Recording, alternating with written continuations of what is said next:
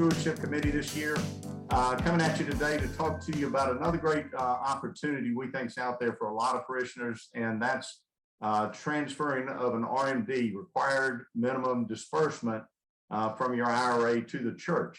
I learned about the RMDs after my mother passed away. I was willed one of her IRAs, and gratefully, to some degree, I got a check a year and still getting that, but I got to pay tax on that. So I did some further investigating with David Brownlow, talked to John about it a little bit, and it turns out it's a great opportunity for folks of age to transfer that directly to the church and receive some pretty good tax advantages by doing that. John, can you tell us a little more there? Absolutely. Bill, good morning, and thanks for the opportunity to talk about this benefit both to parishioners, appropriate parishioners, and the church itself. The concept is qualified charitable distributions. So a number of years ago, the government created this opportunity where appropriate people, those who are 70 and a half and older, can make up to $100,000 distribution to charity from their IRA and avoid income tax on that amount distributed.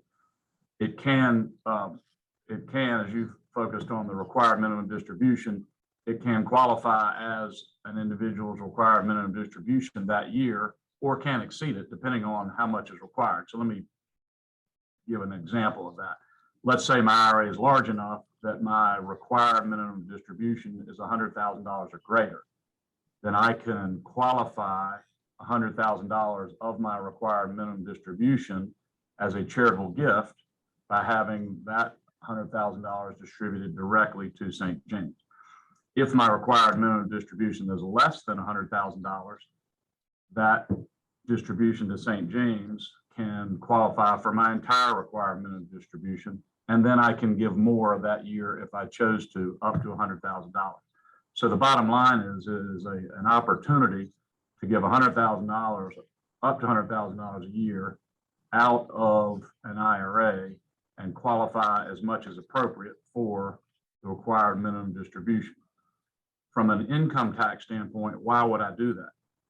Well, if I receive, as you've already noted in your situation, if I receive my required minimum distribution directly, then it's subject to ordinary income tax. And depending upon my income tax rate in a given year, that can be significant, up to a, let's say, 40% hit from an income tax standpoint on the amount that I had to take out of the IRA.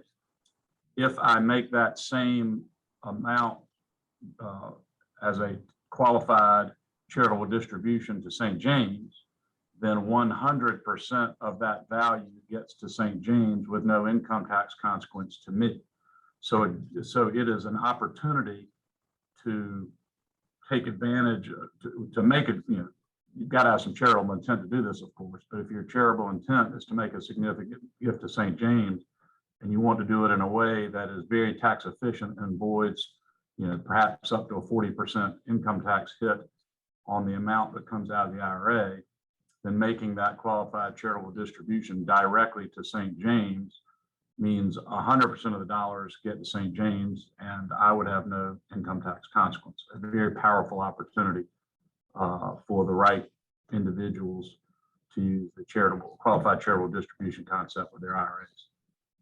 And it's age limit 70 and a half, is that right? 70 and a half is the required age to be able to take advantage of this technique. Okay. John, that's again, it's a great way to do something impactful for St. James. Certainly, there's some other parameters that have to fit for every single individual, but we just want to make it known. We want to make it known how easy it is. Again, I think it's a call to Maria to share the number at our brokerage house for the church, and then it's a call to your brokerage firm to say, transfer this. Now this one can't be that you get some, they get some. The whole thing's got to be transferred. Is that correct? It's got to be a direct transfer.